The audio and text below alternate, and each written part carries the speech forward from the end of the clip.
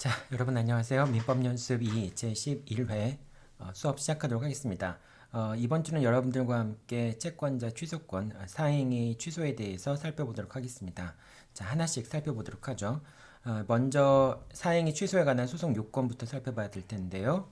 사행위 취소의 상대방은 수익자나 전득자가 됩니다. 채무자는 당사자가 아니죠. 따라서 채무자를 대상으로 해서 제기된 사행위 취소의 소는 당사자 적격이 없으니까 각하돼야 되겠죠.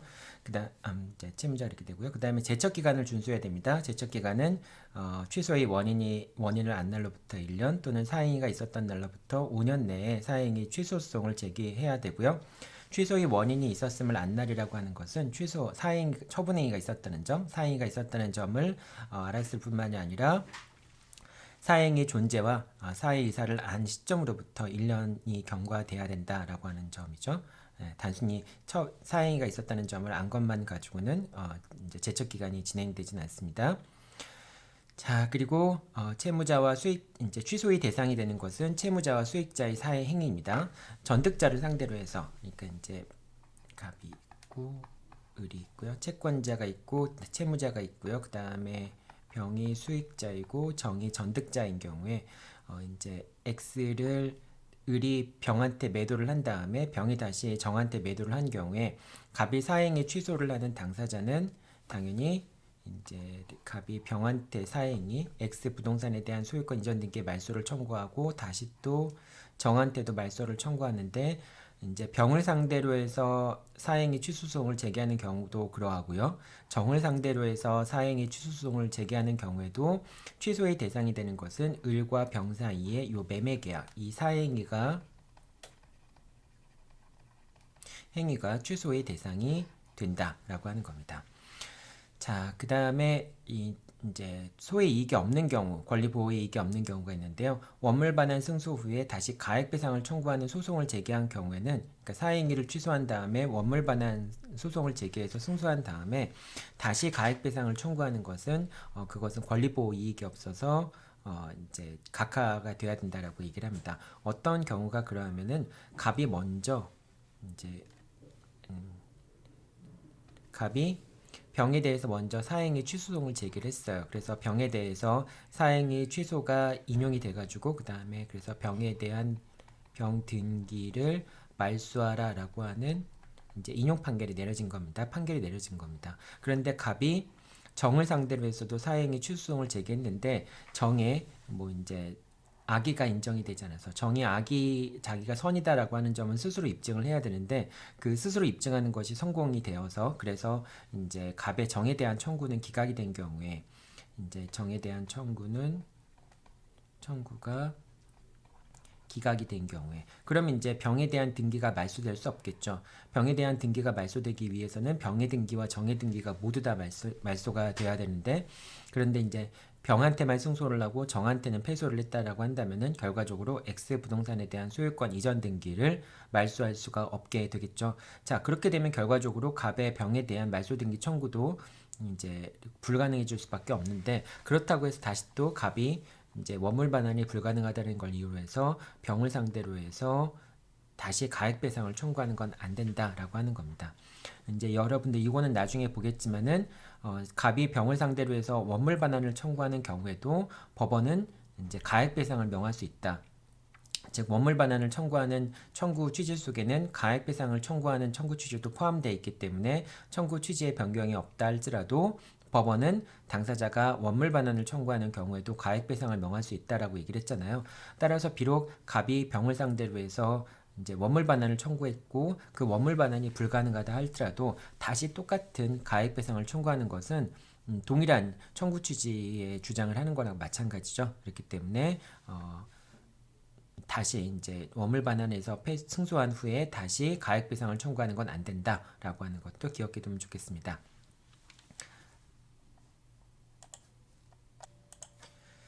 자, 그리고 다음으로 이제 소송 요건 말고요. 실체법적인 요건들을 살펴보도록 하겠습니다. 먼저 기본적으로 사행위가 성립하기 위해서는 피보전 채권이 존재를 해야 되고요. 그 다음에 사행위가 있어야 됩니다. 책임재산, 공동담보인 책임재산을 감소시키는 사행위가 있어야 되고요. 그 다음에 채무자가 무자력이어야 되겠죠. 그 다음에 채무자의 사회 의사가 있어야 됩니다. 먼저 이제 피보전 채권의 존재부터 살펴보도록 하겠습니다. 이제 피보전 채권 같은 경우에는 만약에 우선 변제권이 있는 채권에게 있는 경우에 이제 피보전 채권의 일정 부분 우선 변제권이 확보되어 있는 경우에는 그 우선 변제권이 확보되어 있는 부분만큼은 피보전 채권에서 공제를 하게 됩니다. 그래서 공제된 금액만큼을 피보전 채권액으로 산정을 하게 됩니다. 예를 들면은 갑이 있고 을이 있고 병이 있고 정이 있는 거죠. 그런데 이제 갑이 을에 대해서 채권을 갖고 있는데 이 채권이 뭐 예를 들면 1억이라고 한번 생각해 봅시다.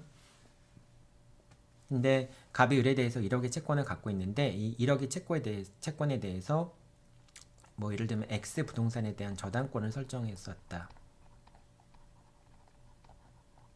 저당권을 설정했다. 또는 뭐 이제 근저당권을 설정했다라고 얘기했을 때 이제 이 X가 을의 재산에 대해서 담보권을 설정한 경우도 있을 수 있고요. 그 다음에 제3자가 담보로 제공한, 즉 물상보증인이 담보로 제공한 물상보증인의 소유물일 수도 있겠죠. 뭐 그거는 상관없습니다.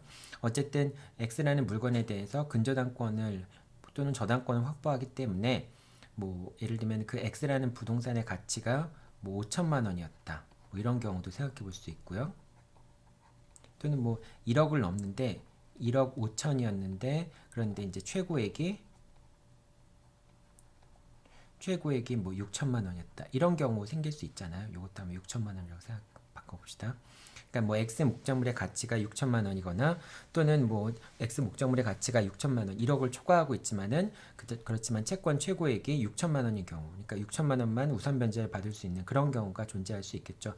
자, 이와 같이 1억의 채권 중에서 우선 변제권이 확보되어 있는 경우에는 그런 경우에는 채무자의 일반 재산을 공동 담보로 해서 채무자의 일반 재산에 대해서 재산을 통해서 자신의 채권을 실현시킬 필요가 없겠죠. 그건 이미 이제 우선 변제권이 확보되어 있는 거니까. 그러니까 채무자의 책임 재산이 감소했다고 해서 갑이 뭐 불이익할 게 없겠죠. 그렇기 때문에 이제 피보전 채권을 산정을 할 때는 만약에 그 피보전 채권에 우선 변제권이 설정되어 있는 이제 그 금액이 있다면 그 금액만큼은 공제를 하고, 만약에 여기서 이제 저당권이 설정되는데 목적물의 가치가 4천만 원이다라고 한다면은 이제 6천만 원은 우선 변제 받을 수 있잖아요. 또는 이제 근저당권이 설정돼 있어서 목적물이 뭐 근저당권이 설정돼 있는 상황에서 목적물의 가치가 뭐 1억 5천이었는데 거기에 대해서 6천만 원의 이제 6천만 원을 최고액으로 해서 근저당권이 설정돼 있다라고 한다면은 그 목적물로부터 6천만 원을 우선 변제 받을 수 있겠죠. 6천만 원을 우선 변제 받을 수 있겠죠.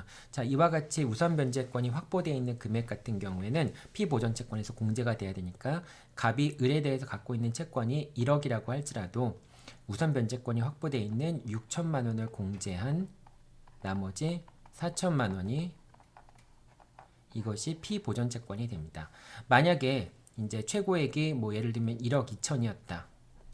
1억 2천이었다라고 한다면은 그 갑이 을에 대해서 갖고 있는 채권액 전액에 대해서 담보권이 확보되어 있는 경우라고 얘기할 수 있겠죠. 따라서 이런 경우에는 피담보 채권이 존재하지 않기 때문에 1억 마이너스 1억 2천 하면은 그러면 이제 마이너스 2천이 되니까 피보전 채권이 존재하지 않는 거죠. 따라서 이렇게 피보전 채권액 전부에 대해서 우선 변제권이 확보되어 있다면은 그런 피보전 채권액이 존재하지 않는 것과 동일하게 판단을 할 수 있습니다. 그래서 사행위가 성립하지 않는다라고 얘기할 수 있겠죠.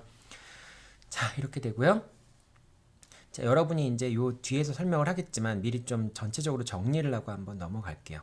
여러분이 이제 그 담보권이 설정되어 있다라고 하는 건 두 가지 차원에서 접근을 해야 되는데요. 아까 얘기한 것처럼 갑이 있고 을이 있고 병이 있고 정이 있습니다. 갑은 채권자이고 을은 채무자이고 병은 수익자이고 정은 전득자인 그런 상황입니다. 자, 여기서 이제 사행위가 있었을 경우에 사행위가 있는 시점, 그러니까 사행위 취소송에서는 두 가지 시점이 중요한데요. 사행위가 있었던 시점하고 그 다음에 변론 종결 시 이 두 시점이 중요한 시점으로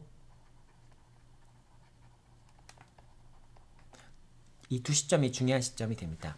자, 먼저 사행위 이제 가액배상 같은 경우 특히 사행위 시점에 피보전 채권액이 확정이 돼야 되겠죠. 그 다음에 사행위 시에 목적물의 가격이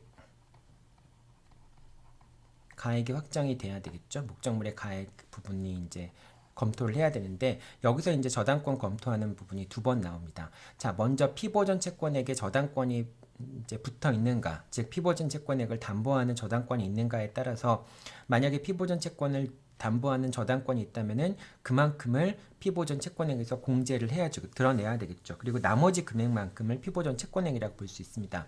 아까도 얘기했지만은 1억 중에서 만약에 6천만 원이 담보권이 확보되어 있는 경우다라고 한다면은 이 경우에 피보전 채권액은 4천만 원만이 피보전 채권액이 됩니다.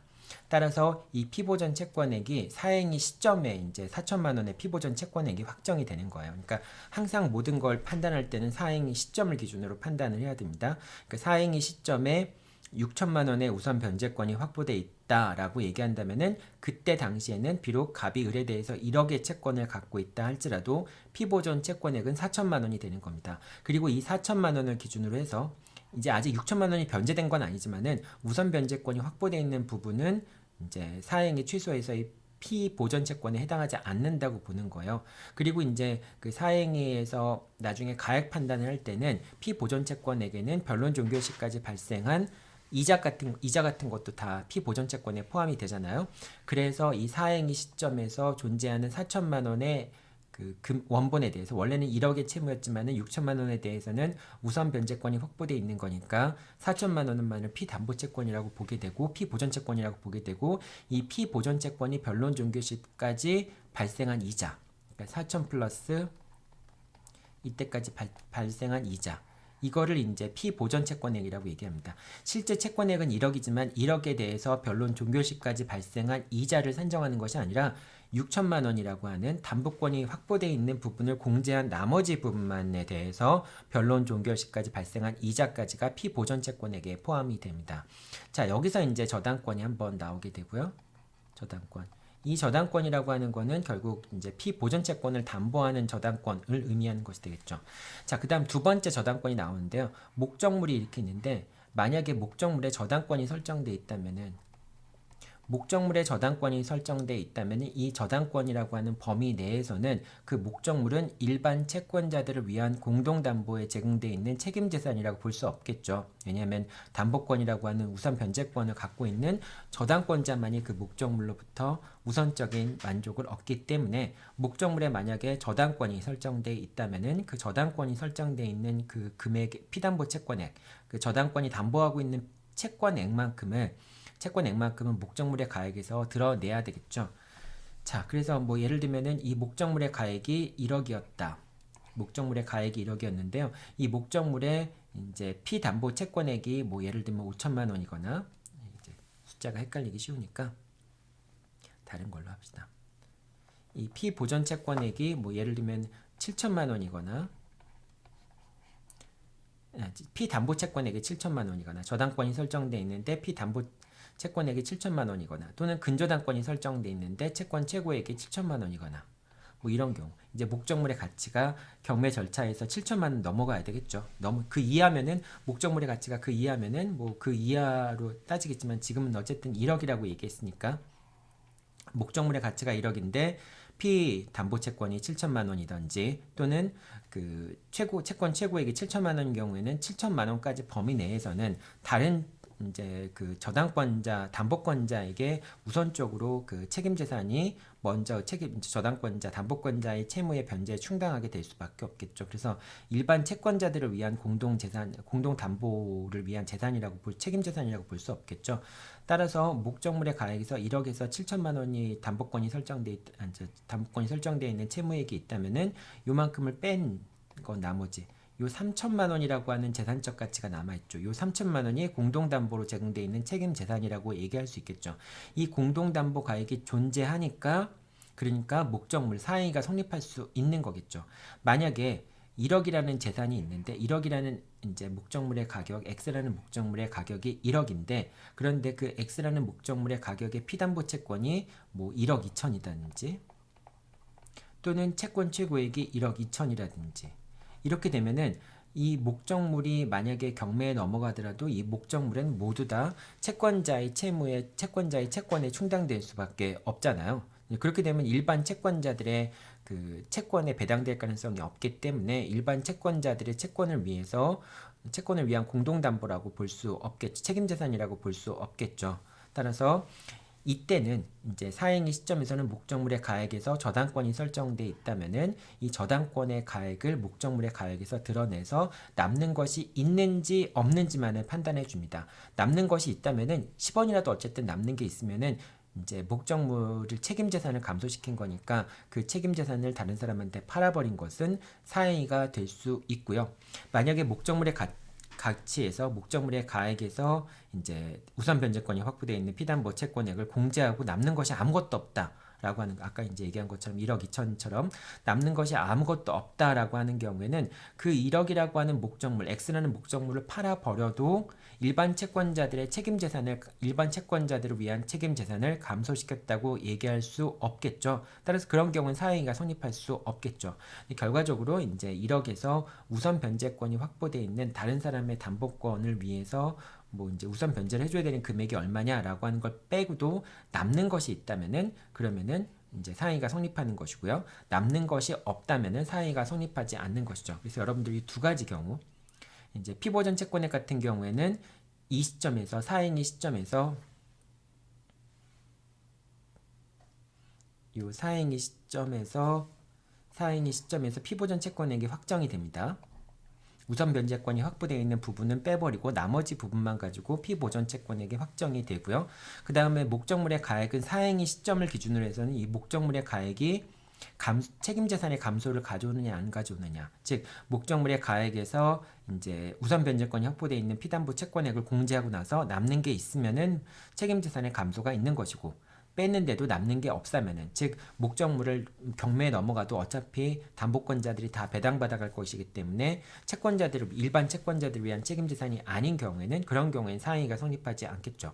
이 시점에서는 이제 가액 자체를 판단하는 건 아니고요, 사행위가 성립하는지 여부, 즉 남는 금액이 있는지 여부를 가지고 이제 판단을 하게 됩니다. 자, 이 두 가지 요건이 다 충족이 됐고 다른 요건도 충족이 되어서 온다면은 가액 배상을 하는 경우에는 또 변론 종결 시점을 기준으로 다시 한번 판단을 해야 되겠죠. 변론 종결 시점을 기준으로 해서 이 사행의 피보전 채권액을 먼저 확정을 해야 될 텐데요.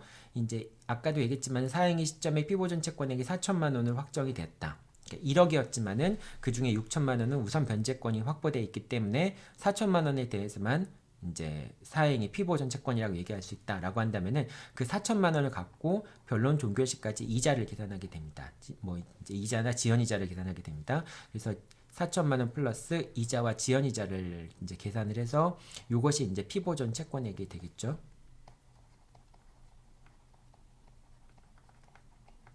피보전 채권액이 됩니다. 그 다음에 이제 목적물의 가액도 역시 변론 종결 시점 기준으로 해서 판단을 하게 됩니다. 이때 목적물의 가액이 뭐 1억보다 더 올랐을 수도 있고 떨어졌을 수도 있겠죠. 여기서는 이제 약간 좀 올랐다고 가정을 한번 해봅시다. 목적물의 가액이 1억 2천이 됐다라고 한번 생각해 보죠. 1억 2천이 됐고, 그 다음에 이 피담보 채권액이 아까 7천만 원이라고 얘기했잖아요. 또는 뭐 최고액이 7천만 원이라고 얘기했죠.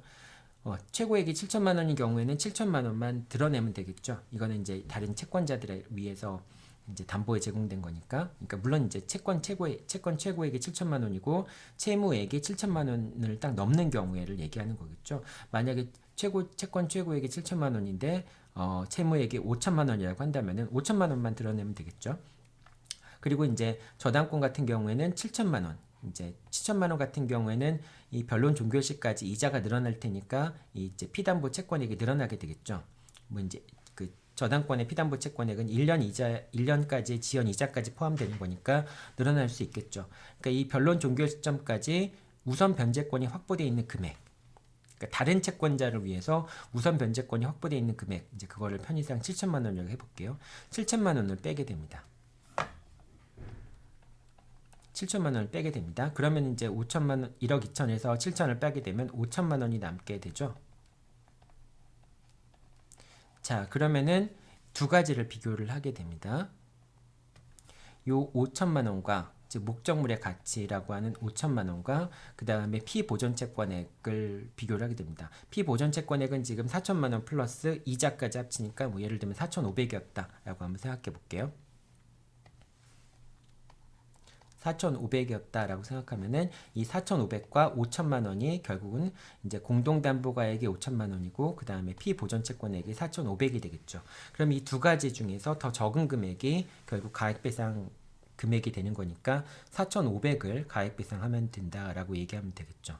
자, 만약에 그 이제 이 저당권이 뭐 이제 7천만 원이라고 지금 피보전 채권액 이 7천만 원이라고 얘기했지만 이 저당권이 중간에 소멸된 말소된 경우에도 즉 이제 수익자가 7천만 원을 대의 변제하고 저당권을 말소시킨 경우라 할지라도 원래 처음부터 7천만 원이라고 하는 범위 우선 변제권이 확보되어 있는 범위는 채권자들을 위한 공동담보에 제공되어 있는 책임재산이 아니기 때문에 그 부분은 어쨌든 말소가 됐든 말소가 안 되었든 그 부분은 이제 목적물의 가액에서 빼내야 되겠죠. 그 빼내서 계산을 하면 됩니다. 자, 이와 같이 저당권이 설정돼 있을 때 그 저당권을 공제하는 것은 두 가지 공제가 있는 거죠. 피보전채권액에서 우선 변제권이 확보되어 있는 부분을 빼내는 방법도 있는 거고요. 그 다음 목적물의 가액에서 다른 채권자들을 위해서 우선 변제권이 확보되어 있는 금액을 빼내는 그런 것도 있죠. 이 두 가지를 여러분들 그러니까 두 가지 그 피보전채권액도 여기서 한번 판단하고 여기서 한번 판단하게 되고요. 그 다음 목적물에도 여기서 한번 판단하게 되고 변론 종결 시점을 기준으로 해서 목적물에 설정되어 있는 담보권 또는 설정되어 있었던 담보권 이거는 이제 가치를 빼내서 이제 목적물의 가액을 결정하게 되는 거죠.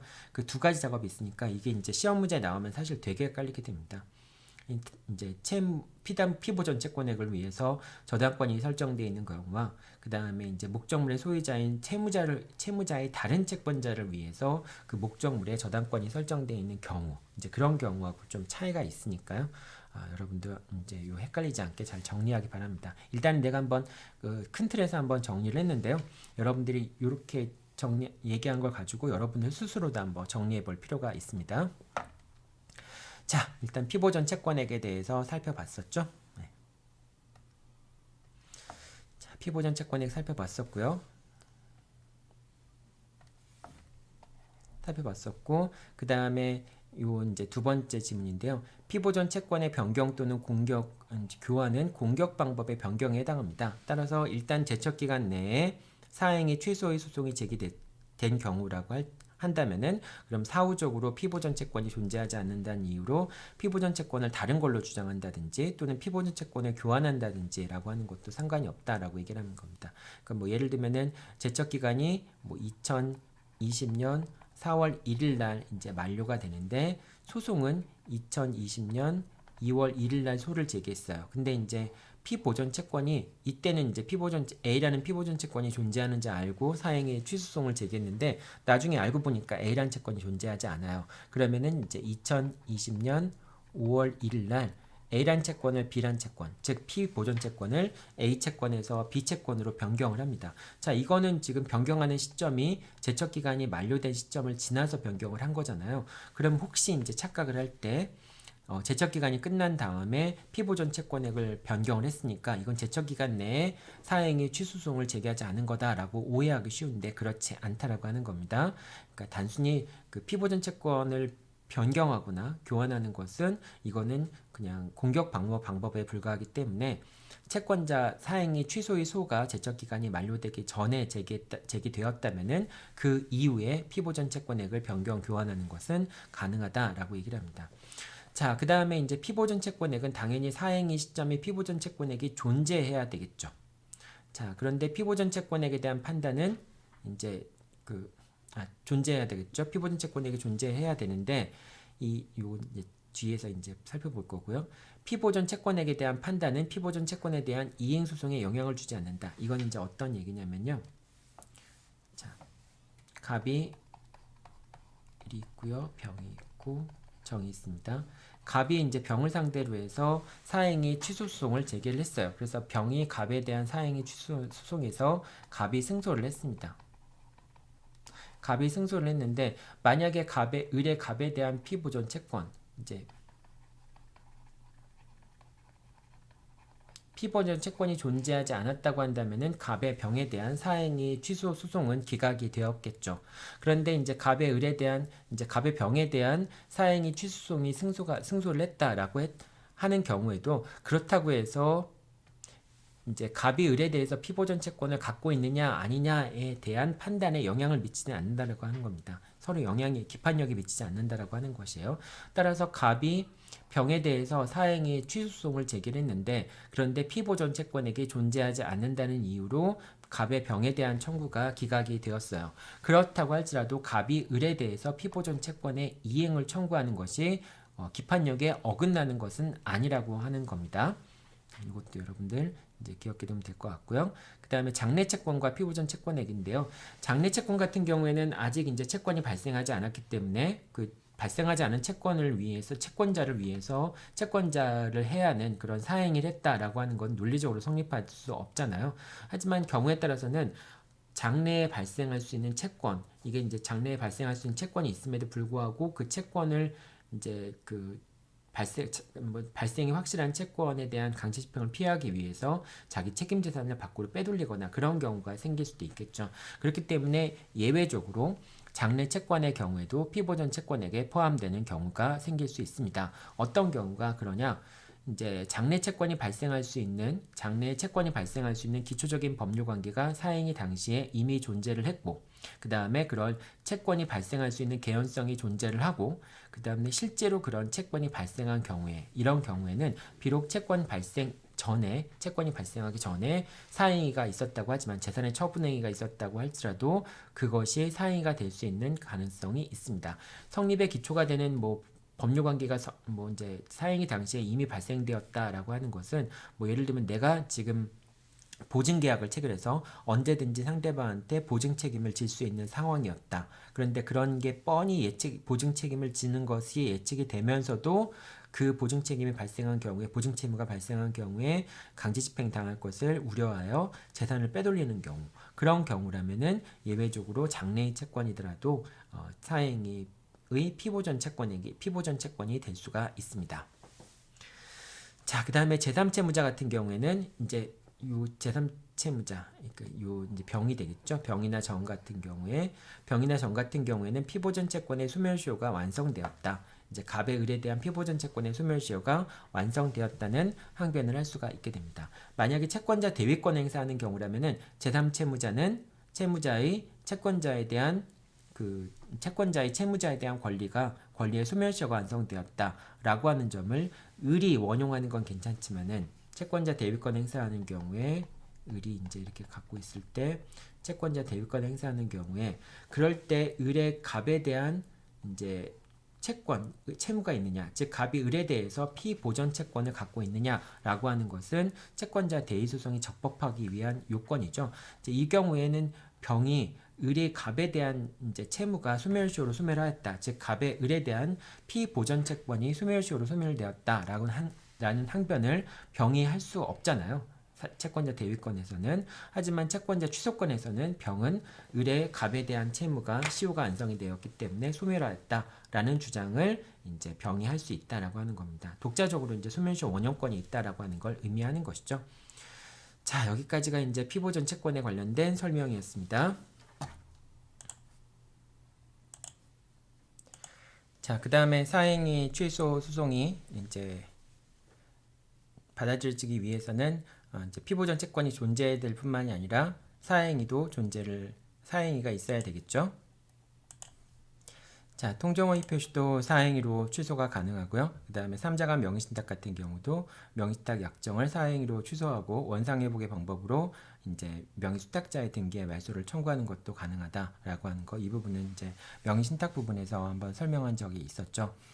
자, 그 다음에 사행위가 성립하기 위해서는 사행위 목적물에 담보권이 설정되어 있는 경우에는 아까도 얘기했지만은 그 담보권의 피담보 채권액을 목적물의 시가에서 공제하고도 남는 것이 있는 경우에 그럴 경우에 사행위가 성립되고요. 물론 이제 사행위 판단 시점에 그렇게 판단을 해야 되고, 결국 가액 판단을 할 때는 목적물의 가액과 그 다음에 이제 그 목적물에서 우선 변제권이 확보되어 있는 그런 이제 담보권이 설정되어 있을 때 그 우선 변제권이 확보되어 있는 피담보 채권을 공제하는 시점은 이제 변론 종결 시점을 기준으로 해서 이제 공동 담보 가액을 산정을 하게 되겠죠. 자, 이렇게 이제 공제를 해야 된다는 얘기는 아까 설명을 했었고요. 다만 이제 공동주당의 경우에는 약간 좀 공제하는 방법이 다르죠. 그래서 갑이 이제 있고 을이 있는데 을이 x와 y를 이제 제3자한테 공동 담보로 제공했을 때 뭐 이제 그 A라는 사람한테 공동 담보로 제공을 했다라고 한번 생각해 봅시다. A한테 공동 담보로 제공을 했을 경우에 자, 그랬을 경우에 이제 만약에 을이 이제 병에게 X라는 부동산을 팔았다. 병에게 X라는 부동산을 팔았을 때 이 X라는 부동산이 이제 목적물의 시가가 1억이었어요. 1억이었는데 이 1억을 팔았으니까 당연히 책임지산 감소를 가져오겠죠. 그렇기 때문에 사행이라고 볼 수 있겠지만 근데 아까도 얘기했지만은 목적물의 저당권 이제 A 명의로 저당권이 설정되어 있는 경우에 저당권이 설정되어 있다면 그 부분만큼은 이제 목적물의 가액에서 공제를 하고 남는 것이 있을 때 사행위가 성립된다라고 얘기를 했잖아요. 자, 근데 을이 A한테 갖고 있는 피담보 채권액이 얼마냐면은 예를 들면은 이제 그 1억 2천이라고 한번 생각해 봅시다. 1억 2천이라고 한번 생각해 볼게요. 자, 1억 2천이게 된다면은 만약에 X와 Y가 둘 다 채무자 소유의 부동산이고 둘 다 채무자 소유의 부동산인 상태에서 A에게 공동 저당권을 설정해 준 경우에 만약에 이제 X와 Y가 동시에 이제 그 경매 절차에 들어가게 된다면은 뭐 그러면 결과적으로는 얼마만큼 되겠어요? 만약에 X의 가치와 Y의 가치가 동일하다라고 한다면은 그럼 X에서는 이제 A가 6천만 원을 변제받게 되고요. 그 다음에 Y에서도 6천만 원을 변제받게 되겠죠. 목적물의 가치가 똑같으니까 만약에 비율이 2대 1이라고 한다면은 X에서는 8천만 원, 그 다음에 Y에서는 4천만 원을 배당을 받겠죠. 자, 어쨌든 이렇게 이제 배당을 받는데 이걸 비율이 지금은 1대1이라고 생각합시다. 뭐 이제 계산하기 복잡하니까 1대1이라고 생각을 한다면은 그러면 이제 X에서는 6천만 원을 빼내야 되고 Y에서는 6천만 원을 빼내야 되니까 X를 을한테 판 것은 4천만 원을 이제 4천만 원이 줄어드는 거잖아요. 이제 1억 X의 가치가 1억이지만 이 중에서 이제 우선 변제권이 확보되어 있는 부분이 6천만 원이니까 4천만 원 넘는 공동담보 재산이 결국은 병한테 처분이 된 것과 마찬가지가 되겠죠. 그렇기 때문에 사행위가 성립된다라고 얘기를 할 수 있겠습니다. 자, 그런데 만약에 요 Y 부동산이 이 Y 부동산이 을 소유가 아니라 물상 보증인 소유인 경우도 있겠죠. 이 Y가 물상 보증인 소유인 경우에는 만약에 X와 Y가 동시에 배당될 때는 어떻게 배당이 이루어지게 되나요? X라는 물건이 이제 가치가 1억이라고 얘기했고 Y도 1억이라고 얘기했으니까 먼저 채무자 소유의 부동산에 대해서 먼저 배당이 이루어져야 되겠죠. 채무자 소유의 부동산과 이제 물상 보증인 소유의 부동산이 공동 담보로 제공됐을 경우에 그때 동시 배당을 할 때는 먼저 채무자 소유의 부동산에서 먼저 배당이 이루어지게 되고 그래도 모자란 게 있으면은 그러면 이제 물상 보증인 소유의 부동산에서 배당이 이루어지게 되죠. 따라서 이제 1억 2천만 원의 채권을 갖고 있으니까 여기 배당에 참여한다면은 그러면 채무자 소유의 X 부동산에서 즉 1억짜리 X 부동산에서 먼저 배당이 이루어져야 되기 때문에 이제 채권자 A는 X에서 1억을 먼저 배당을 받고 X에서 받지 못한 2천만 원은 Y로부터 이제 이게 1억이 팔렸을 테니까 만약에 이제 2천만 원을 여기서 배당을 받아가는 식으로 배당이 이루어지게 되겠죠. 자, 이렇게 되면은 만약에 X를 병한테 판 것이 사행위가 될 수 있을까요? 없을까요?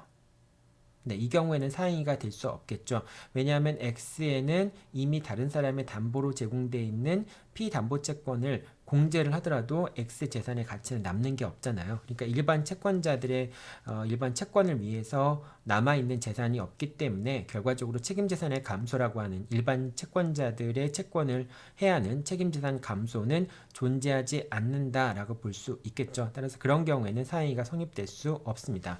그러니까 이게 이제 공동담보의 경우에 공동저당의 경우에 목적물이 모두 채무자 소유인 경우에는 목적물의 가액에 비례해서 채권액을 공제하면 될 테고요. 만약에 그게 이제 하나는 채무자 소유, 하나는 물상 보증인 소유라고 한다면은 물상 보증인 소유의 이제 부동산보다는 채무자 소유의 부동산에서 먼저 공제를 하고 남는 것이 있을 때 이제 물상 보증인의 재산에서 이제 배당을 받는다라고 되는 거니까 결과적으로 채무자 소유의 재산에서 먼저 피담보 채권에게 모두 다 먼저 배당이 이루어져야 되겠죠. 그 점을 고려해서 X 재산을 병한테 넘긴 것이 사행위가 되느냐 안 되느냐라고 하는 부분을 판단해야 된다라고 하는 겁니다. 요거는 여러분들 공동저당과 같이 연결시켜서 생각해 봐야 되겠죠. 자, 그 다음에 이제 사행위가 성립하기 위해서는 채무자가 무자력이어야 되고요. 그 채무자가 무자력인지 여부를 판단하는 시점은 사실심 변론 종결 시점이고요. 만약에 사실심 변론 종결 시점에서 자력을 회복한다고 한다면은 사행위 취소 청구를 기각을 해야 되겠죠. 이제 그 채권자 대위권 같은 경우에는 이제 무자력을 회복을 하게 된다면, 채무자가 무자력을 회복한다면은 그거는 소송 요건이 결여되는 경우잖아요. 채무자가 무자력이어야지만 채권자 대위권을 행사할 수 있고, 그것이 이제 다른 사람의 권리를 대신해서 행사하는 걸 정당화할 수 있는 이제 소송 요건이라고 보기 때문에, 만약에 변론 종결 시점까지 채무자가 자력을 회복하게 되면은 채권자 대위 소송을 각하해야 되겠죠. 근데 여기서는 이제 상위 같은 경우에는 이 채무자가 무자력인지 여부는 실제법적인 판단이기 때문에 사실심 변결 종결 시점을 기준으로 해서 판단을 하고, 사실심 변론 종결 시점에 자력을 회복하게 되면은 당사자의 청구를 이제 사행위 취소 채권자의 청구를 기각을 해야 되겠죠. 자, 그 다음에 이제 사행위가 성립하기 위해서는 채무자에게 사의 의사, 채권자를 해한다라고 하는 의사가 있어야 됩니다. 그런데 이제 유일한 부동산을 이제 대부분의 문제에서는 유일한 부동산을 처분하는 경우들이 많이 나와요. 유일한 부동산이 아니라고 한다면은 그것이 과연 사행위가 되느냐 안 되느냐라고 하는 걸 다시 한번 이제 검토를 해봐야 되기 때문에 이제 대부분 유일한 부동산을 처분한다라고 하는 문구가 많이 나오는데요. 유일한 부동산을 처분한다라고 하면은 채무자의 사의 의사는 취소 채권자가 입증을 해야 되는데, 그 채무자의 사의 의사는 추정된다 이렇게 생각하면 됩니다. 자, 좀 내용들이 많긴 많은데요. 한번 쭉 보도록 하죠. 자, 그 다음에 이제 사행위 취소가 되는 경우에 사행위 취소는 이제 상대적인 효력이 있다라고 하는 것. 그러니까 사행위 취소라고 하는 것은 취소를 한 전득자와 수익자와 채권자와 수익자 사이, 또는 채권자와 전득자 사이에서만 취소의 효과가 발생을 하고, 그 범위 내에서 강제 집행을 위해서 책임재산이 복귀되는 효과만 있을 뿐이지 다른 사람과의 관계에서는 취소된 법률행위가 무효가 되는 건 아니라라고 얘기를 하는 겁니다.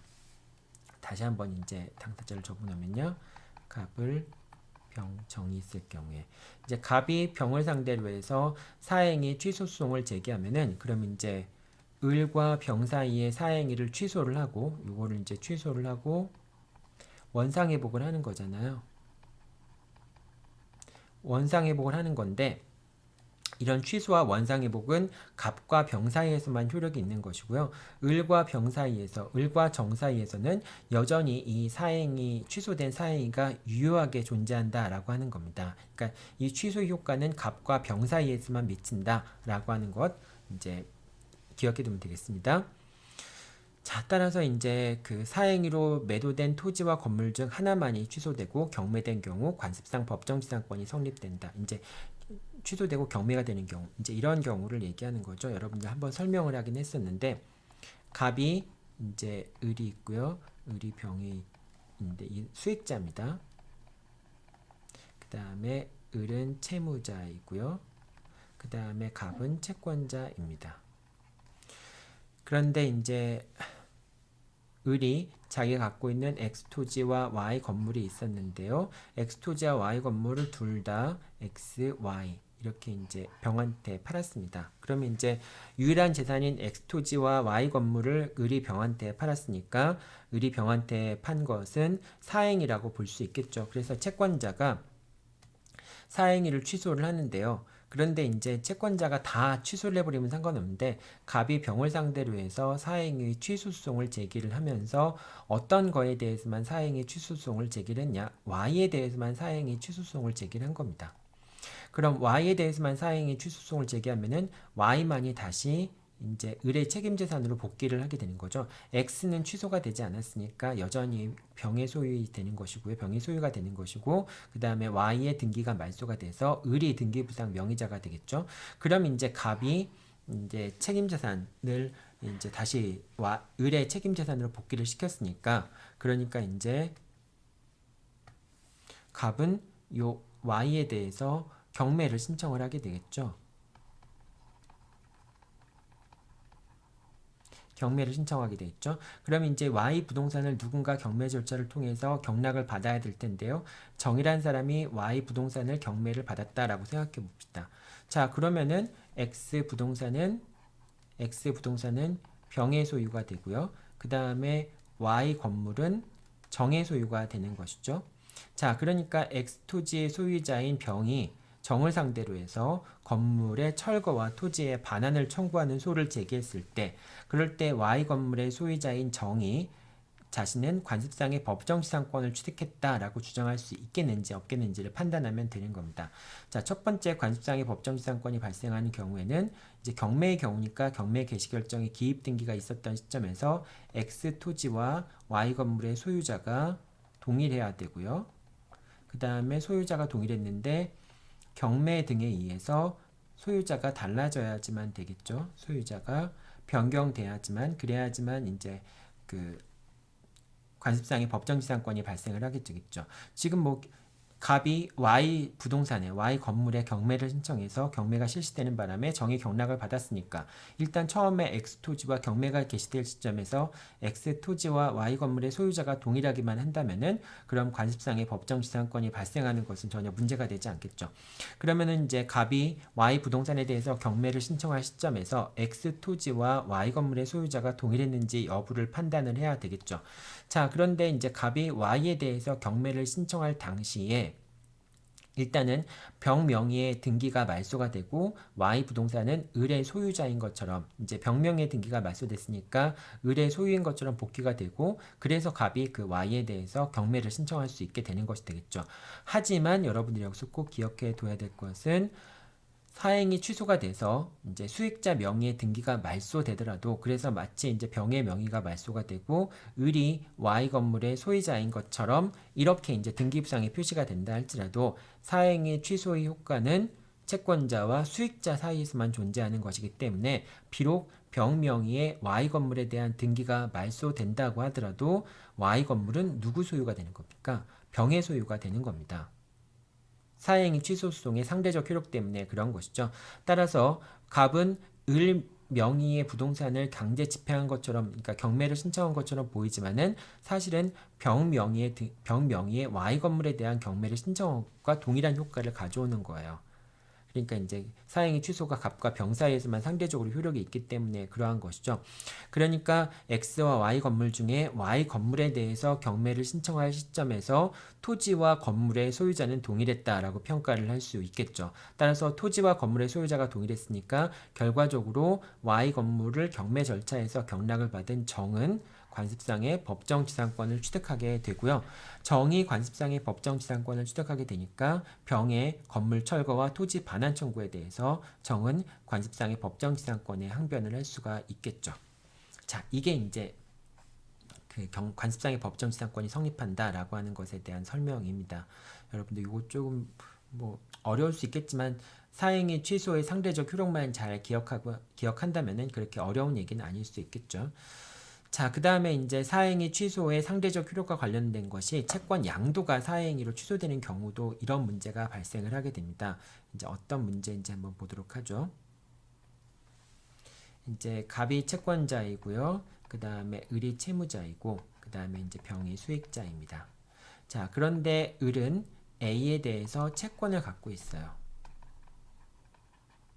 채권을 갖고 있습니다. 이 채권을 이제 그 A 채권이라고 합시다. 채권자가 있을 테고 이 A 채권을 갖고 있는데 이 A 채권이라고 하는 것은 을의 책임 재산을 구성하고 있겠죠.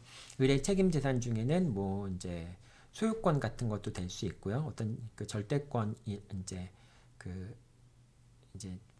절대권 같은 그런 권리도 있을 수 있고 채권 같은 권리도 상대적 권리 같은 것도 역시 책임 재산을 구성할 수 있겠죠. 채권이라고 하는 그런 권리도 재산적 가치가 있는 권리니까 당연히 책임 재산을 구성할 수 있겠죠. 자, 그런데 이 을이 A 채권을 병한테 넘기게 됩니다. 이제 만약에 을이 이제 채무자인데 채권자인 갑에게 채무를 변제하지 못한다면은 갑은 어떻게 할 수 있겠어요?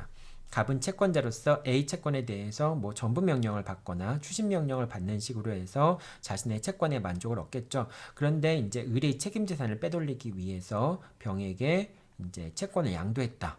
A 채권을 양도했다. 이런 경우가 생길 수 있겠습니까? 있을 수 있겠죠. 자, 그럼 병이 A 채권을 취득했는데, 그런데 이제 갑이 을과 병 사이에 A 채권에 대한 양도 계약은 사행이기 때문에 그 채권 양도 계약을 취소하고 병은 을에게 A 채권을 이제 반환하라 라고 하는 사행위 취소 소송을 제기한 겁니다. 그래서 승소했기 때문에, 그럼 보통 이제 이렇게 채권 양도가 이제 취소가 되면요. 첫 번째는 이제 법원에 어떻게 판단이 되느냐면은 을과 병의 채권 양도 계약을 취소한다. 이렇게 이제 판단이 되고요. 두 번째 취소가 된 다음에 병은 이제 을에게 채권 양도했다는 통지를 하라. 채권 양도했다는 통지를 하라. 이런 식으로 해서 이제 채권 양도 통지를 당연히 A한테 해야 되겠죠. A한테 채권 양도 사실을 통지하라 라는 식으로 해서 A 채권이 다시 을한테 복귀가 됩니다.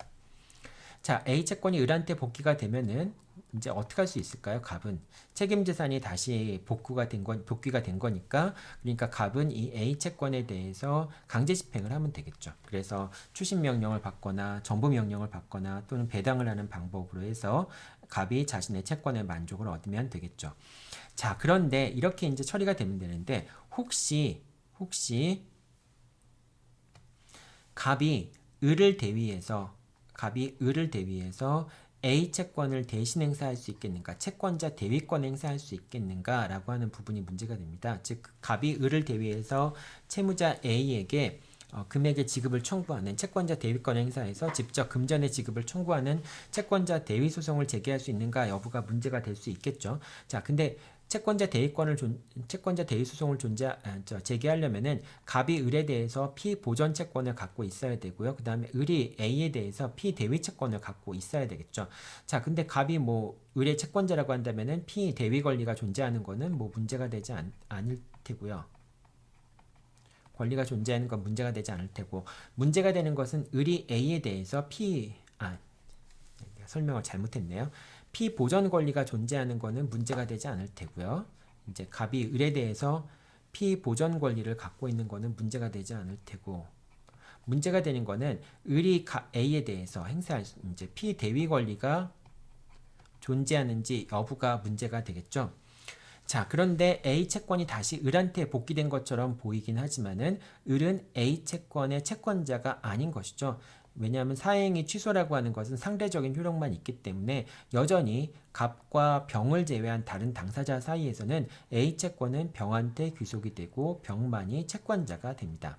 그러니까 이제 병이 채권자이기 때문에 을이 A에 대해서 더 이상 채권을 갖고 있지 않다는 걸 의미하게 되겠죠. 그러니까 피대위 권리가 존재하지 않는다라고 얘기할 수 있습니다. 그래서 갑은 을을 대위해서 A에게 직접 금전의 지급을 청구할 수 없다라고 하는 겁니다. 결과적으로 일단은 A 채권이 을한테 복귀되면은 갑이 할 수 있는 것은 뭐 압류 및 추심 명령이나 압류 및 전부 명령 또는 배당 요구를 하는 절차를 통해서만 자신의 채권을 실현할 수 있다라고 하는 걸 의미하겠죠. 자, 이 채권의 상대적 효력 두 가지 경우 이제 주로 문제가 되는데, 관습상의 법정지상권의 경우에도 문제가 되고요. 그 다음에 채권 양도가 사행위로 취소된 경우에 자시 채권이 복귀됐을 경우에 채권자가 뭐 당연히 전부 명령이나 추심 명령을 받는 것은 가능한데 채권자 대위권을 행사할 수 있겠느냐라고 하는 문제도 종종 출제가 되죠. 자, 여기까지 설명을 하고요. 이제 취소의 상대적 효과까지 설명을 했고요. 이제 취소가 되면 이제 원물 반환을 하거나 가액 반환을 해야 되겠죠. 자, 원물 반환이 불가능한 경우, 그러니까 원칙적으로 원물 반환을 청구를 해야 되겠지만 원물 반환이 불가능한 경우가 있는데요. 어떤 경우가 있을까요? 자, 목적물에 설정되어 있던 담보권이 소멸한 경우, 이제 갑이 이렇게 있는데요. 을이 있고 병이 있습니다. 자, 그런데 이제 이 X라는 책임 재산이 있는데 이 책임 재산을 병한테 빼돌린 것이죠. 자, 그런데 이 X라는 책임 재산 속에는 이제 A라는 채권자 명의로 저당권이 설정돼 있다. 이렇게 한번 생각해 볼게요. 그럼 여러분들 X를 병한테 매도했다라고 할 때는 이 A 저당권은 A 명의의 저당권은 언제 판단을 한번 해봐요. 사행위가 성립했다라고 하는 시점에 X 목적물의 가액에서 이 저당권의 피담보 채권을 빼서 남는 게 있다면은 사행위가 성립한다라고 볼 수 있겠죠. 그래서 이제 사행위 당시에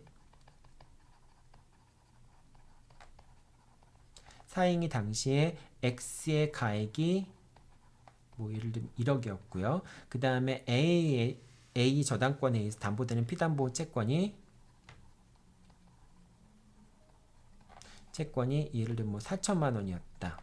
라고 한다면은 이때는 이제 6천만 원의 책임 재산이 남아 있는 거잖아요. 그러니까 6천만 원의 책임 재산만큼만 이제 그 X에서 드러내야 되겠죠. X에서 드러내고 그다음에 이제 이게 그 6천만 원만 이제 병한테 책임 재산이 넘어간 거다. 그러니까 책임 재산의 감소가 있었다. 이렇게 얘기할 수 있겠죠. 자, 그래서 어쨌든 X가 이렇게 넘어갔는데 그런데 만약에 병이 이 X를 말소를 했어요.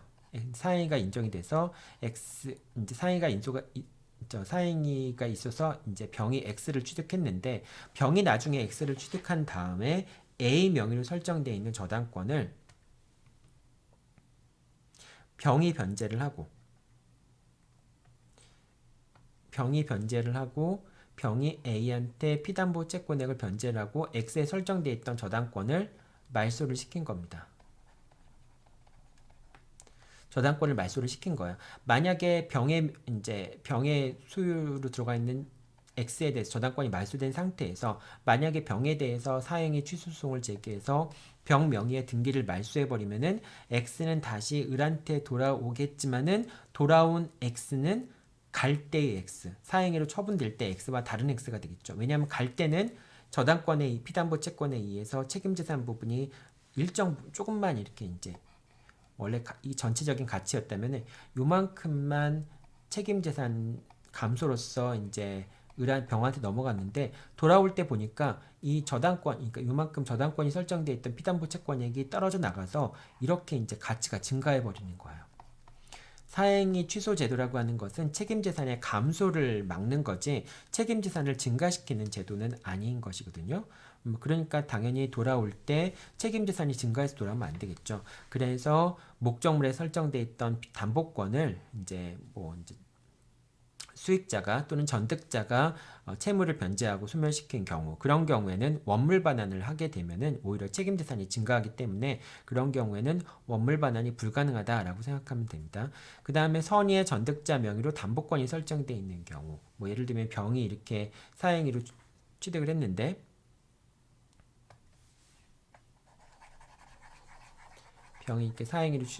취득을 했는데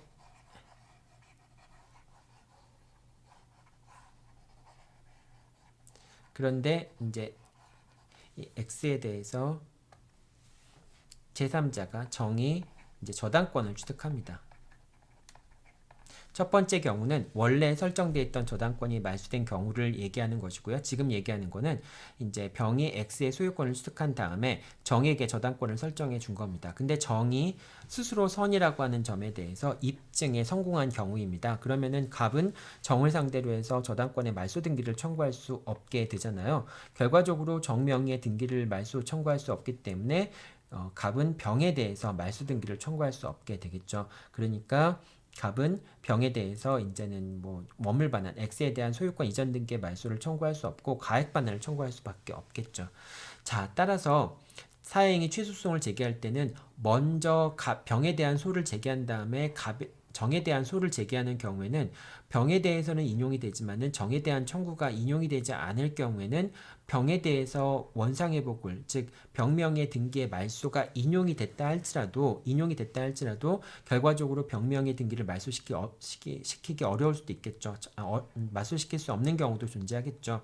정의 선의라는 점에 대해서 주장이 성공해서 입증이 성공해서 정 명의로 상대로 한 사행위 취소 소송에서 갑이 패소한 경우도 있을 수 있기 때문에 그렇습니다.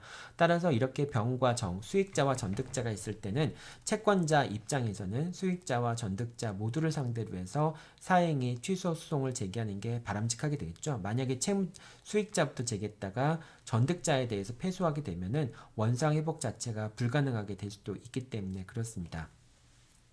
자, 그런데 이제 병이 정에게 저당권을 설정해 준 경우에는 원상 회복이 불가능하기 때문에 갑은 병에게 이제 등기의 말소를 청구할 수 없고 다만 가액 배상만을 청구할 수 있는데, 그런데 등기의 말소와 이제 더불어서 할 수 있는 게 진정한 등기 명의 회복을 원인한 소유권 이전 등기 같은 경우도 말소 등기 청구와 동일한 청구라고 얘기를 했잖아요. 자, 이런 경우에 갑은 정에 대한 저당권이 존재하는 상태로 병명의의 등기를 말소하는 것이 아니라 병으로부터 갑에게 진정한 등기 명의 회복을 원인으로 하는 소유권 이전 등기를 청구하는 방법에 의해서 원상 회복을 받는 것은 가능하게 됩니다. 뭐 이제 정에 부담 있는 상태에서의 X 토지가 다시 을한테 책임 재산을 복귀하게 되는 것을 갑이 원할 수도 있으니까 그것은 가능하게 된다라고 하는 겁니다. 자, 그 다음에 세 번째는 뭐 이제 아까 목적물에 설정돼 있던 저당권이 이제 소멸한 경우, 변제돼서 소멸한 경우뿐만 아니라 목적물에 설정돼 있던 저당 담보권이 실행된 경우, 뭐 이런 경우도 원물 반환이 불가능한 경우라고 볼 수 있겠죠. 그래서 더 이상 이제 그 수익자 명의의 등기를 말소할 수 없는 경우, 이런 경우에는 원물 반환이 불가능한 경우이고요. 원물 반환이 불가능하기 때문에 이 경우에는 이제 가액 반환을 청구할 수 있겠죠. 자, 그 다음에 일단 요 두 번째 것도 여러분들 잘 알고 있어야 되는데요. 변호사 시험에 나왔던 문제이긴 한데, 원물 반환 이후에 이제 그 병에게, 수익자에게 처분되었던 재산이 다시 을한테 돌아왔는데, 그러니까 병 명의 등기가 말소되고 이제 을 명의 등기로 다시 돌아온 거죠. 을 명의 등기로 다시 돌아왔으니까 을이 이 X를 다시 또 이제 제3자한테, 무한테 팔아버립니다. 매도를 해요. 뭐 그럴 수 있겠죠. 지금 등기 명의가 다시 을한테 돌아왔으니까 을이 무에게 매도를 합니다. 무 같은 경우에는 만약에 그 병명의 등기가 말소된 것이 사행이 취소 원인이 되어서 말소했다는 것을 알고 있다면 당연히 을로부터 X 부동산의 소유권을 취득하지 않겠지만은, 이제 무가 그걸 모르고 이제 어쨌든 을과 매매 계약을 체결하고 소유권을 넘겨받은 경우가 있을 수 있겠죠. 자, 그런데 여기서 X 토지의 소유자는 누가 됩니까? X 토지의 소유자는 을이 아니라 병인 것이죠. 갑과 병 사이에서만 상대적으로 이제 사인가 취소되고 이제 X에 대한 등기가 말소된 것이지, 다른 사람들과의 관계에서 을과 병 사이의 관계에서도 마찬가지고요. 여전히 X의 소유자는 병입니다. 따라서 을은 X에 대한 소유권이 없기 때문에 소유권이 없는 자가 무한테 처분한 것과 마찬가지가 되겠죠. 그래서 을과 무 사이의 매매 계약은 무효가 되고요. 그 다음에 채권자는 원상회복의 일환으로서 이제 사행이 취소해서 원상회복, 이제 X를 을한테 돌려놓는 거, 그것이 원상회복이잖아요. 그 원상회복의 차원에서 무 명의 등기에 말소를 청구할 수 있게 됩니다. 당연히 무는 사행이 취소가 돼서 을한테 돌아왔으니까 그런 부동산을 매수하면 안 되겠죠. 이제 잘 몰라서 그럴 수도 있겠지만 어쨌든 그런 무는 전혀 보호되지 않는다라고 하는 겁니다. 자, 그 다음에 이제 원물 반환이 불가능한 경우, 그런 경우에는 이제 가액 반환을 청구를 해야 될 텐데요. 이제 가액 반환의 청구 취지 속에는, 원물 반환의 청구 취지 속에는 가액 반환의 청구 취지가 포함되어 있기 때문에 당사자가 청구 취지를 변경하지 않더라도 법원은 가액 반환을 명할 수 있다라고 하는 겁니다. 그러니까 소송 과정 속에서 원물 반환이 불가능한 것이 밝혀졌다라고 한다면은 법원은 원물 반환 대신에 가액 반환을 명할 수도 있다라고 하는 겁니다. 자, 가액 반환의 산정 방법은 아까도 설명을 했지만은 변론 종결 시점을 기준으로 해서 판단을 합니다. 변론 종결 시점을 기준으로 판단을 하는데요. 변론 종결 시점에서의 목적물의 가액, 이제 공동담보가액과 그 다음에 피보전 채권액을 두 가지를 비교를 해서 더 적은 금액이 가액 반환 금액이 되겠죠. 공동담보가액은 사실심 변론 종결 시에 목적물의 가액이 됩니다. 만약에 그 전에 이제 그 사행위가 있기 전에 어떤 목적물에 이제 그 저당권이 설정되어 있거나 그런 경우에, 담보권이 설정되어 있는 경우에는 그만큼을 공동담보가액에서 빼내야 되겠죠. 그래서 사행위 시점에 이미 목적물에 저당권이 설정되어 있거나 뭐 그 저당권이 설정되어 있다가 나중에 이제 병이 취득한 다음에 병이 그 저당권을 말소시켰거나 어쨌든 저당권이 설정되어 있는 피담보 채권액만큼은 이제 을의 채권자들을 위한 일반 채권자들을 위해서 이제 위한 책임 재산이라고 볼 수 없기 때문에 그만큼은 빼고 이제 공동 담보가액을 산정을 해야 됩니다. 그러니까 변론 종결 당시의 목적물의 가액에서 그때 당시까지 그 목적물의 담보권이 이제 우선 변제권을 인정하고 있는 우선 변제권을 행사할 수 있는 그런 피담보 채권액을 공제한 금액이 공동 담보가액이 되겠죠. 자, 그리고 그 공동 담보가액을 일단 산정을 한 다음에 그 다음에 피보전 채권액을 산정을 해야 되겠죠.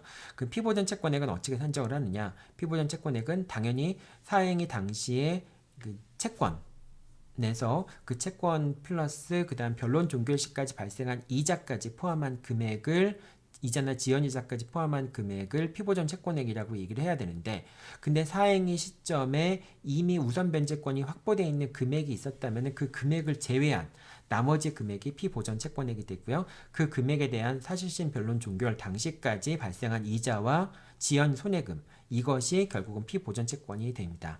그래서 두 금액을 비교한 다음에 더 작은 금액이 이제 가액 배상의 대상이 되는 것이 되겠죠.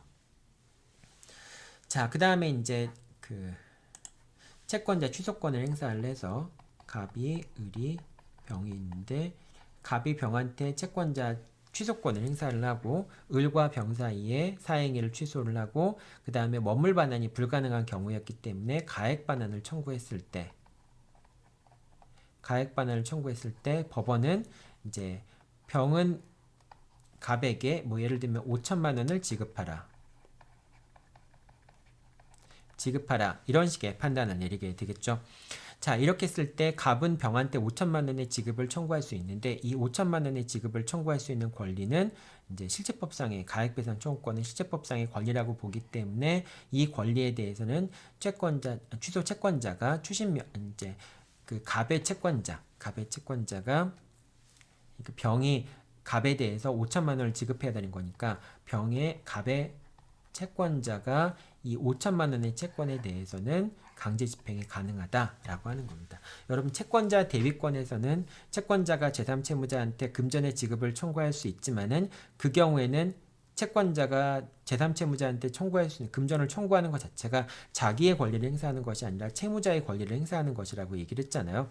그렇기 때문에 그 채무자가 제3채무자한테 금전의 지급을 청구할 수 있고 이행 판결을 받을 수 있고 그걸 받아가지고 채무자한테 돌려주지 않고 자신의 채권에 충당하는 것도 가능하긴 하지만은 채권자 대위권에서의 채권자가 이제 제3채무자한테 금전의 지급을 청구하는 것은 어디까지나 채무자를 대신해서 청구하는 것이기 때문에 법원에서 제3채무자가 채권자한테 금전을 지급하라 라고 하는 판결을 내리더라도 채권자가 제3채무자에 대해서 직접 채권을 취득한 건 아닙니다. 그렇기 때문에 채권자 취소권에서는 갑을 병이 있을 때 이제 이렇게 금전을 지급하라라고 하는 판결이 떨어진다 하더라도 이 갑의 채권자가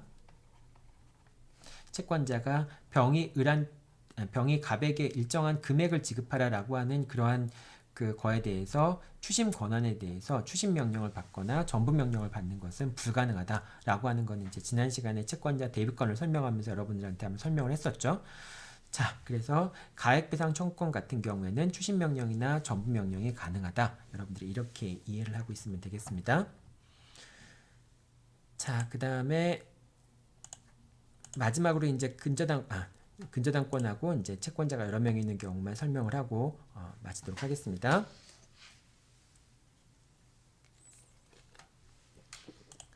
근저당권의 설정이 사행위로 취소되는 경우, 이제 이런 경우가 있습니다.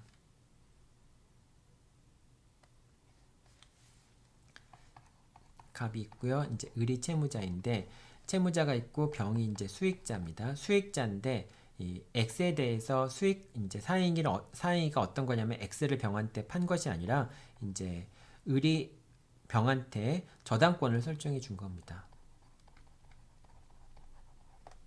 사행인지 여부를 판단할 때 여러분들 저당권을 설정해 주는 행위도, 즉 특정한 채권자한테 우선 변제권을 부여하는 그런 행위도 채무자의 책임재산을 일반 채권자의 공동담보에 제공되어 있는 책임재산을 감소시키는 사행위로 볼 수 있다라고 이제 여러분들 그렇게 알고 있죠. 자, 그렇기 때문에 을이 병에게 저당권을 설정해 준 것 자체도 그것도 역시 사행위가 될 수가 있습니다. 자, 그러면은 이제 그 갑은 만약에 병을 상대로 해서 사행위를 취소송을 제기를 한다라고 한다면은 결국은 을과 병 사이에 저당권 설정 계약을 취소를 해야 되겠죠. 을과 병 사이에 저당권 설정 계약을 취소를 하면서 그때 이제 원상회복의 방법으로 첫 번째는 원물 반환을 청구해야 되겠죠. 원칙적으로 원물 반환을 청구해야 되니까 병명의의 등기를 말소 청구하는 방법으로 원상회복을 할 수 있겠죠.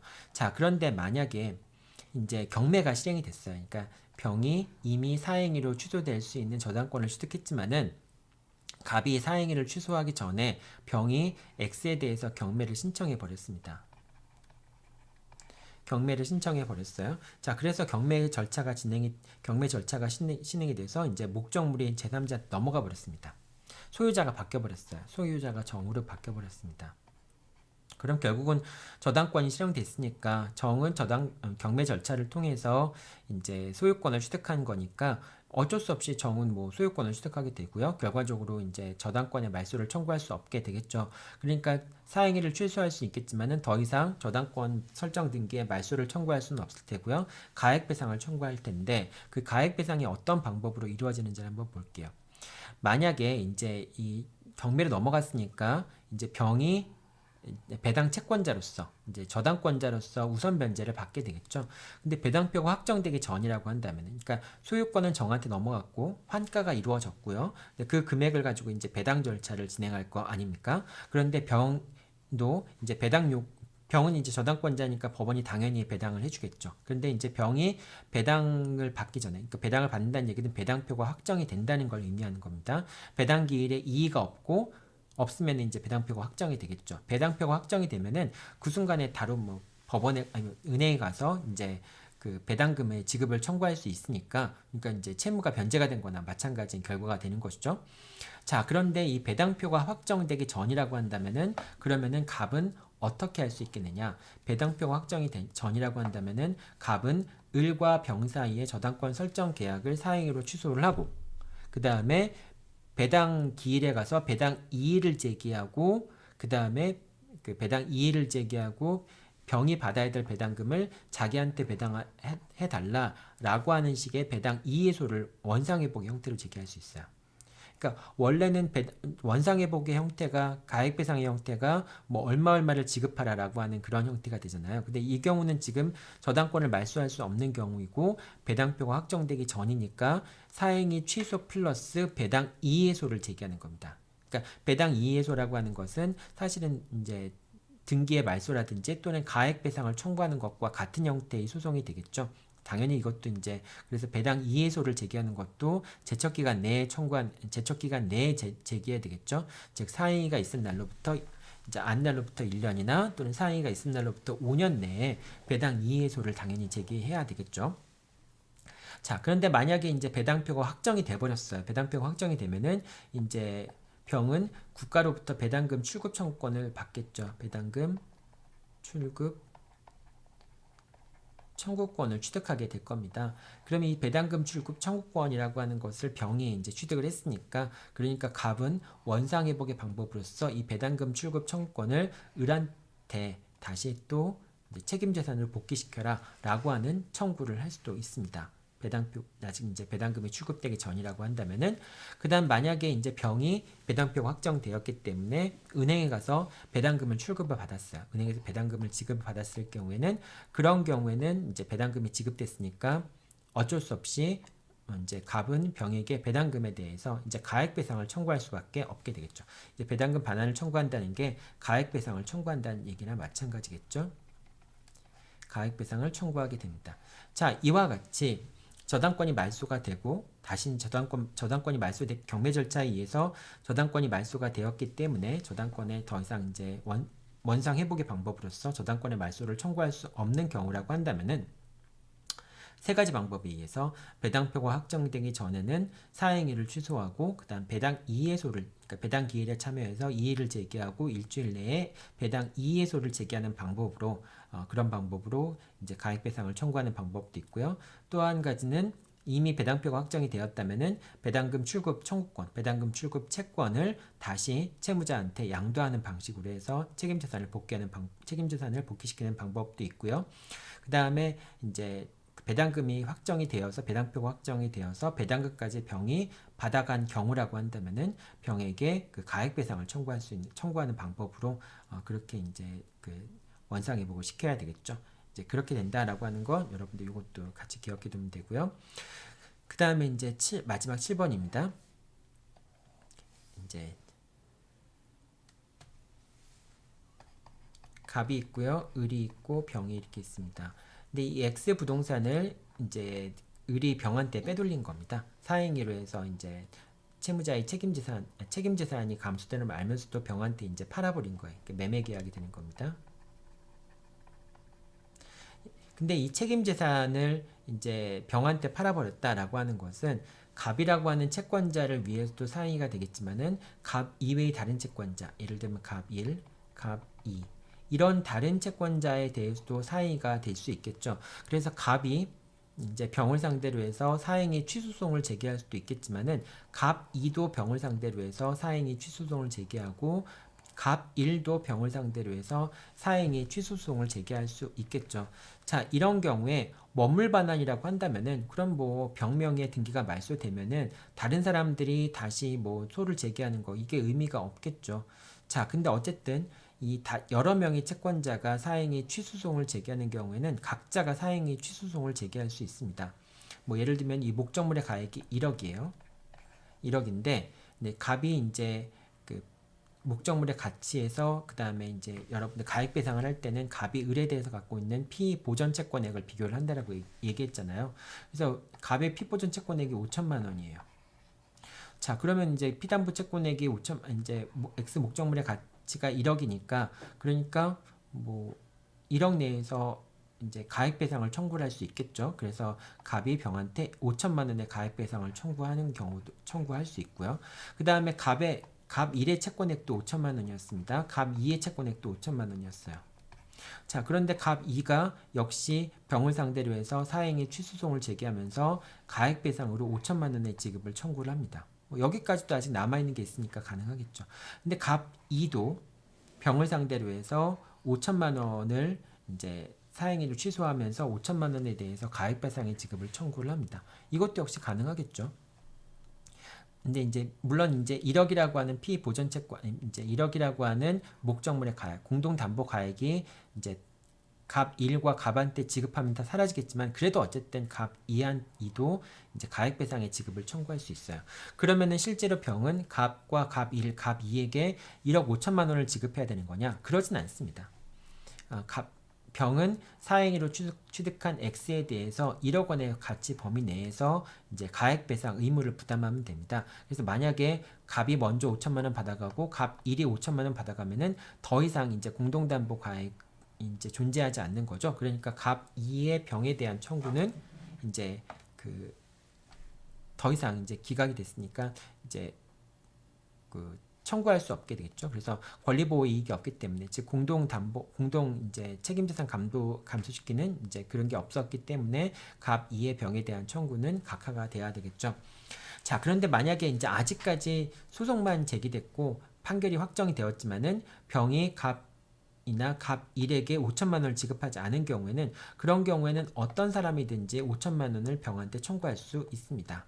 그리고 이제 그렇게 청구했을 경우에 병은 만약에 이제 강제 집행을 하려고 한다면 5천만 원에 대해서 이제 지급하라고 했으니까 그걸 강제 집행하려고 하는 경우에는 병은 이미 청구 채권에 이제 갑 2가 X의 병의 부동산에 대해서 강제 집행을 하는 경우에 이제 가액배상 청구권, 이제 가액배상 채권을 가지고 병에게 이제 강제 집행을 하려고 하는 경우에 병은 이미 자기는 공동담보의 가액 범위 내에서 다 가액 배상을 해줘 버렸다. 그러니까 더 이상 공동담보 가액이 남아 있는 게 없다라고 하는 걸 주장을 해서 갑 2의 이제 강제 집행을 막아낼 수도 있다라고 하는 겁니다.